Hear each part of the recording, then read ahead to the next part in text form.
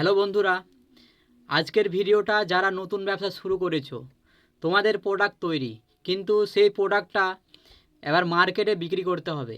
তো মার্কেটে যাওয়ার জন্যে সবার প্রথম ডিস্ট্রিবিউটার, তারপরে রিটেলার, তারপরে হোলসেলার, এই তিন জায়গায় মূলত বিক্রি হয়। এখানে 90% ব্যবসায়ী এ ভুলটা করে আসে, আমিও করেছি। তোমাদের যেন পরবর্তীতে না হয়, ভিডিওটা পুরো মনোযোগ সহকারে দেখো।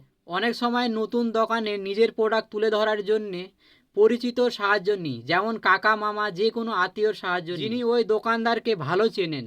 আমরা ভাবি পরিচিত মানুষের সুপারিশে হয়তো দোকানদার সহজেই মাল নেবে, কিন্তু ভেবে দেখেছেন কি সেই সামান্য ভুলটা আপনার ব্যবসার কত বড় ক্ষতি করছে? আসলে কি জানেন, আপনি যখন পরিচিত আত্মীয়কে সাথে নিয়ে যান, তখন দোকানদার আপনার আত্মীয়র মুখের খাতিরদারি রাখার জন্যে আপনার প্রোডাক্টটি রেখে দেন। মনে মনে দোকানদার কী ভাবেন জানেন? মিছামিছি সম্পর্কের জন্যে মালটা রাখতে হলো।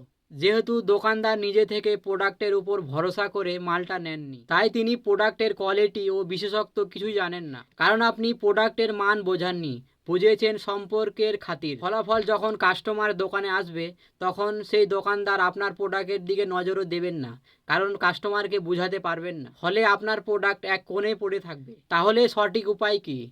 নিজের প্রোডাক্ট আর কোয়ালিটির উপরে ভরসা রাখুন। দোকানে একাই যান, বিশ্বাসের সাথে নিজের ব্র্যান্ডকে প্রতিনিধিত্ব করুন। মনে রাখবেন, আত্মীয়তার খাতিরে দোকানদার একবার মাল রাখবেন, আর প্রোডাক্টের কোয়ালিটি আর সঠিক প্রেজেন্টেশন দোকানদারকে বারবার মাল কিনতে বাধ্য করবে। ভিডিওটি ভালো লাগলে নতুন ব্যবসায়িক বন্ধুদের সাথে শেয়ার করতে ভুলবেন না কিন্তু। ধন্যবাদ।